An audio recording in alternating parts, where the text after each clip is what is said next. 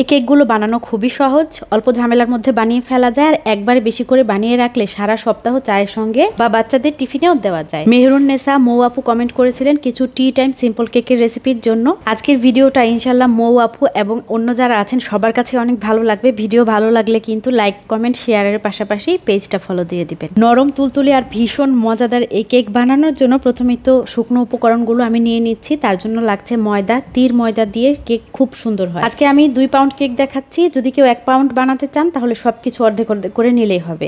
তো প্রথমেই 2 কাপের চেয়ে 2 টেবিল চামচ কম ময়দা নিয়েছি, তার মধ্যে 2 টেবিল চামচ দিয়েছিলাম কর্নফ্লাওয়ার, 2 চা চামচ করে দিলাম হচ্ছে এই ফস্টার ক্লার্কের বেকিং পাউডারটা, তারপর 3 আঙ্গুলের 1 চিমটি দিয়ে দিলাম লবণ।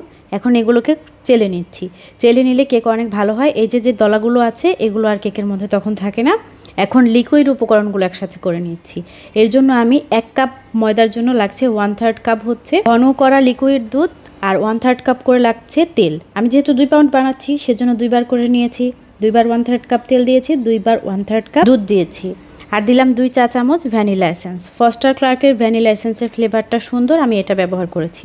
তারপর এগুলোকে একটু মিক্স করে সাইডে রেখে আমি এখানে ডিমগুলো ভেঙে নিচ্ছি। 2 পাউন্ড কেকের জন্য এখানে 5টা ডিম নিয়েছি, চাইলে 4টা ডিম দিয়েও কিন্তু করা যায়। একটা ডিম বেশি নিলে কেকটা বেশি সফট হবে। তো ময়দা যে পরিমাণ নিয়েছিলাম তার চেয়ে চিনি একটু কম পরিমাণ নিলাম, মানে সম পরিমাণ না। 1 কাপ করে ময়দার জন্য নিলাম হচ্ছে 1.25 কাপ করে চিনি। 1.25 কাপ করে চিনি 2 বার নিয়েছি আর তারপরে এগুলোকে ইলেকট্রিক বিটারের সাহায্যে বিট করে নিয়েছি। বিট করতে করতে যখন এগুলো উপরে উঠালে, যখন নিচের দিকে ছাড়বো সাথে সাথে পড়ে না যে একটু সময় নিয়ে পড়বে, তখন বুঝবো যে বিট করা হয়ে গিয়েছে। আসলে ডিমের ফোমটা তৈরি করে নিলে কেকটা সুন্দর হয়, চাইলে এটা হ্যান্ড হুইস্ক দিয়ে নেড়েও করা যায়। তারপর ডিমের ফোম তৈরি করা হয়ে গেলে এর মধ্যে যে ময়দা চেলে রেখেছিলাম সেই ময়দাগুলো দিয়ে দিচ্ছি, আস্তে আস্তে দিচ্ছি। আর তেল আর দুধের যে মিশ্রণটা তৈরি করে রেখেছিলাম ভ্যানিলা এসেন্স দিয়ে, সেটাও একটু একটু করে দিচ্ছি। 2-3 বার বা 3-4 বারে দিলে সবচেয়ে বেশি ভালো হয়। একবারে সব দিয়ে দিলে ডিমের ফোমগুলো ভেঙে যায় চাপ লেগে।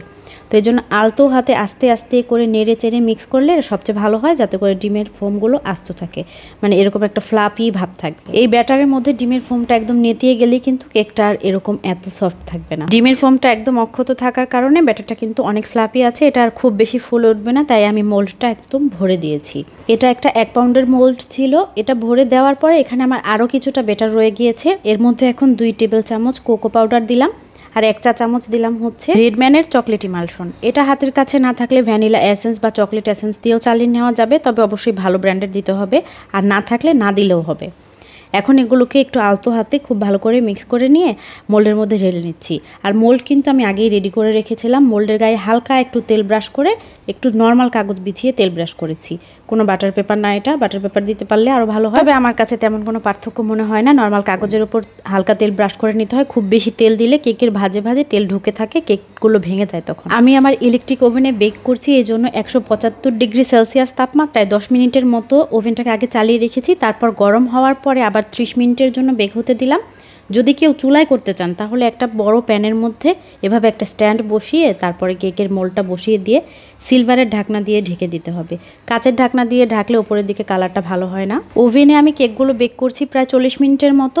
চুলাতেও সেম, প্রথমে 10 মিনিট একটু চুলার আঁচ বাড়িয়ে রেখে গরম করে নিতে হবে, তারপর একদম লো হিটে কেক বেক করে নিতে হবে 40 মিনিটের মতো চুলায়। হাঁড়িতে বেক করার ক্ষেত্রে কেকের পাত্রটা কিন্তু ঢাকা লাগবে না, ঢেকে দিতে হবে শুধু যে পাত্রের মধ্যে এটা বসানো হবে কেকের মোল্ডটা, সেই পাত্রটাই। যারা একদম নতুন তারা হঠাৎ করে বুঝতে পারে না, সেজন্য বলে দিলাম।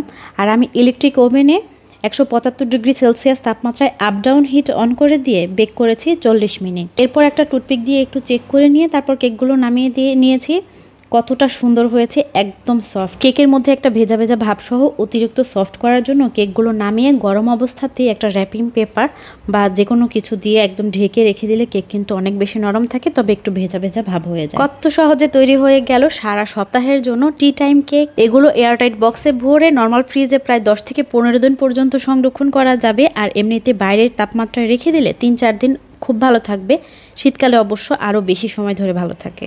তো আমার আজকের ভিডিও এ পর্যন্তই ছিল। দেখা হবে ইনশাআল্লাহ পরবর্তী ভিডিওতে অন্য কোনো আয়োজন নিয়ে।